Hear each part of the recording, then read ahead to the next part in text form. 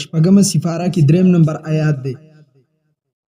یفرقون بین الله ورسوله ويقولون نؤمن ببعض ونكفر ببعض. د دې بل هیڅ تفسیر نشته. څه خلک د یهودو دا دي چې هغه د منافقینو یا د یهودو شو کافر شو هغه دا پلان چلی چې د الله او د رسولانو په مابین کې فرق تفریق خلکو ته ظاهر کی. نؤمن ببعض ونكفر ببعض. د دې جملې نه بیا صفا په سمج کې راځي. نؤمن ببعض دا نمن ونكفر ببعض دا نمن معنی نؤمن ببعض قرآن من پنوم ونكفر ببعض حدیث نمن. لکه عقل چې کله د انسان بنشي عقلو هغه بیا په هیڅ طریقه لارې ته نه راځي. چا د صدۍ کې د څه خلکو عقل الله بند کړل دی. تاسو وایي چې جی څنګه بند شوی دی. دلته خلک د الله او د رسول په مابین کې فرق کوي. هغه فرق څنګه کوي؟ دا خلکو ته ثابتوي چې دا رسول منل دا مخلوق دی او مخلوق منل د مخلوق خبري منل دا شرک دی او الله خالق دی د الله قرآن منل دا شرک نه دی. خلک سوي جی دا خبره بالکل برابر ده او ټیک ده. دا خبره برابر ده او دا خبره ټیک ده. ذکر رسول الله مخلوق دی مخلوق منل شرک دی او الله خالق دی د الله خبري منل توحید دی.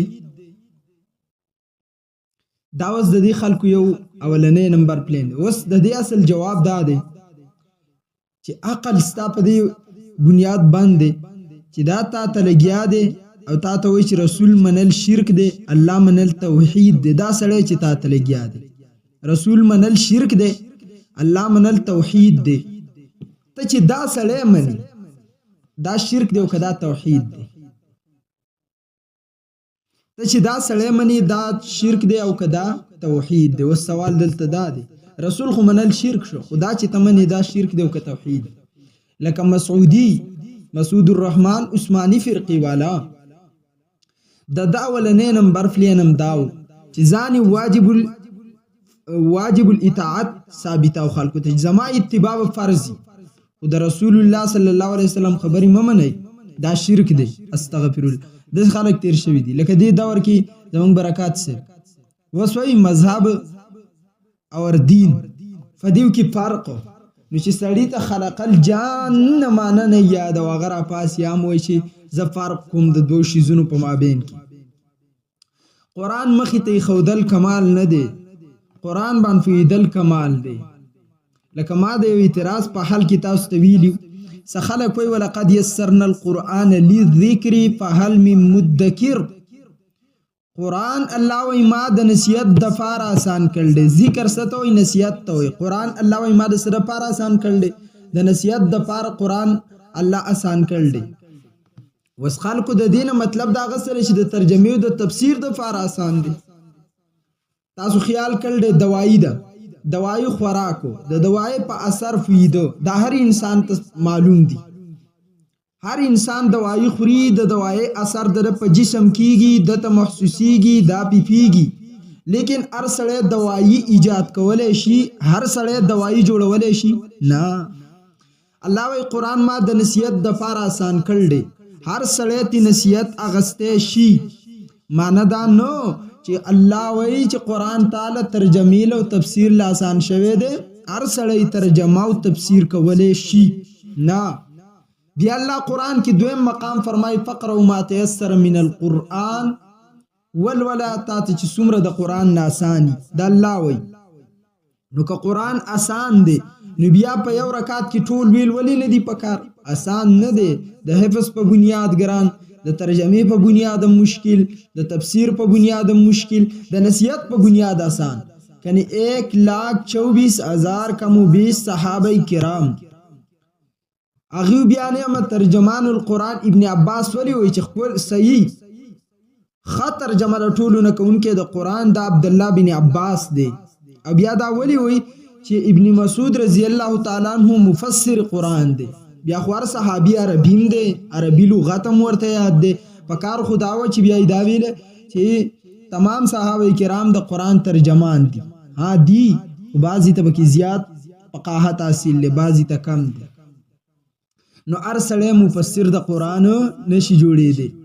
خو نن سبا قرآن مخې ته کېده، د خلکو خیال دا دی چې قرآن مخې ته پروت دی، جی دا مفسر قرآن دی او دا ډیر پیږي او قرآن یې مخې ته ایښودی. تاسو ته پته ده حضرت علی رضی الله تعالی عنہ چې کم سړي شهید کړی د هغه نوم عبدالرحمن او دا خارجي و. د جنۍ په لالچ کې هم راغی، خپل خارجیات هم راغستی او حضرت علی رضی الله تعالی عنہ پس راغی او د خارجیانو نښه دا وه چې هغې ویل ان الحکم الا لله، حکم به صرف د الله من، بس لکه دوی چې وایي. او علی خو انسان دی، د علی فیصله موږ نه منو. معاویه انسان دی، د معاویه فیصله موږ نه منو. ان الحکم الا لله. او همیشه اسلام ته چې کم نقصان شیعه او خارجي د دوانو ورکړل دی، دا ورته په اسلامي تاریخ کې بل چا دومره نقصان اسلام ته نه دی ورکړی. نو د ښځې په لالچ کې حضرت علی رضی الله تعالی عنہ چې کله شهید کو، علی ویل زما په زندګۍ مه وژنئ چې زه لاړ شم بیا یې ووژنئ. چې کله علی دنیا نه لاړو، حضرت عقیل رضی الله تعالی عنہ هغه ویل بدل به زه اخلم. عقیل رضی الله تعالی عنہ چې کله بدل اغستنو د خپې دا غټۍ ګوته یې اول کټ کوله، نو چې کله یې دا کټ کړه هغه ویل اقرأ بسم ربک الذی خلق، چې دا بله یې کټ کړه خلق الانسان من علق اقرأ وربک الاکرم، هغه به اندام کټ کاو او د به د قرآن آیاتونه ویل.